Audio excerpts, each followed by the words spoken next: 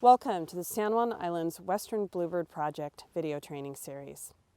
My name is Kathleen Lewis, and I am the Stewardship Manager for the San Juan Preservation Trust. I've been coordinating this project since its inception in 2007, and I'll be leading you through a series of videos that will help you become the best Bluebird Trail Monitor that you can be.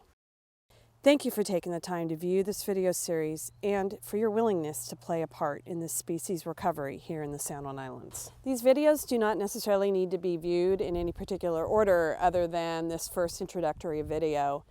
You're welcome to watch them, revisit them as many times as you'd like, and the only thing that we ask is that you just watch them all before you start your volunteer work as a Bluebird Trail Monitor. Then each subsequent year that you come back, that you perhaps revisit them again just to keep your skills fresh. To start off this introductory video, I'd like to talk first a little about the San Juan Preservation Trust. We are a nonprofit, accredited land trust dedicated to helping people conserve land in the San Juan Islands. Together with our donor members and landowner partners, we have protected more than 19,000 acres on 20 islands, including land now managed as public parks, nature reserves, wildlife habitat, and working farms and forests. In addition to our land protection work, we have stewardship responsibility for the lands entrusted to our care. This may involve restoration work and sometimes special projects that focus on individual species recovery, like the western bluebird. So now that you know a little bit more about the San Juan Preservation Trust, let's talk about the western bluebird and how we got to the point in 2007 when we decided to join forces with several other conservation groups to bring this beautiful bird back to the San Juan Islands. Let's start with a brief overview of bluebird natural history. We have 3 species of bluebirds in North America: the eastern, mountain, and western bluebird. Our project has focused on the western bluebird. The scientific name is Cealia mexicana. These birds have sexually dimorphic plumage, meaning the males and females have differing color. The males have a beautiful royal color on their backs, wings, and tails, a rusty red wash on their breast and over the shoulders, and a gray belly. The females are more generally gray, with slaty blue wingtips and tails and a white eye ring. These birds are medium-sized for a songbird, larger than sparrows, but smaller than a robin. Western bluebirds are migratory, but they can be short-range migrants.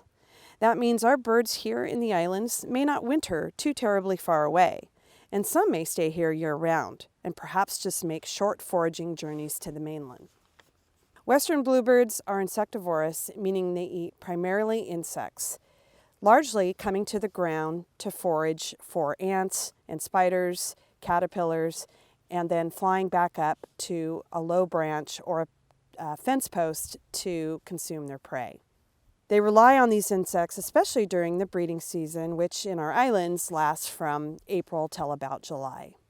Then in the winter, they'll supplement their diet with berries where available. Another unique feature is that they are secondary cavity nesters, meaning they rely on the naturally excavated cavities created by other species, such as woodpeckers. They'll also adapt readily to artificial nest cavities, like the nest boxes our project provides. So what happened to these birds that led the San Juan Preservation Trust to want to lead in their recovery in 2007? Western bluebirds were breeding residents of San Juan and Lopez Islands with written documentation of breeding activity through the 1920s, and the last documented sightings in up to 1964. After that, they seem to have largely disappeared. Western bluebirds, especially in the Puget Trough region, show preference for open fields with scattered trees, what we would call a savanna. And often where you would find native Gary Oak prairie, western bluebirds could also be found. As the loss of our native prairie in the islands accelerated after European settlement, the bluebirds became increasingly scarce. This disappearance, known as extirpation, likely happened due to several factors: alteration of habitat, primarily the loss of old dead trees with natural cavities, and the arrival of non-native species that put competitive pressure on the remaining cavities, like the English house sparrow and the European starling. After a prolonged absence from our islands, a partnership was found in 2007 involving the American Bird Conservancy, Eco Studies Institute, our local Audubon chapter, and the San Juan Preservation Trust.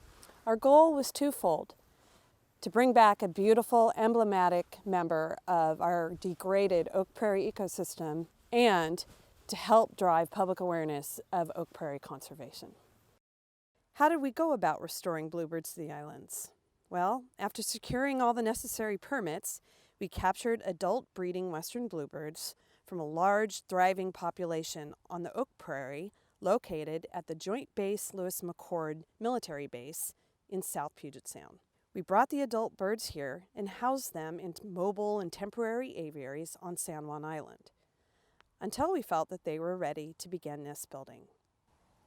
Then we would release them in hopes that they would quickly find a nest box. Over the years, we refined our techniques, and after 10 cumulative years of releasing small numbers of breeding adult bluebirds into the population each year, population here in the islands slowly started to take hold. This population is still small and vulnerable, but with dedication of volunteers such as yourselves, we can realize the dream of bringing this beautiful bird back here permanently to our islands. This is a quick introduction to this species, the challenges it faces, and the work done on recovery to date.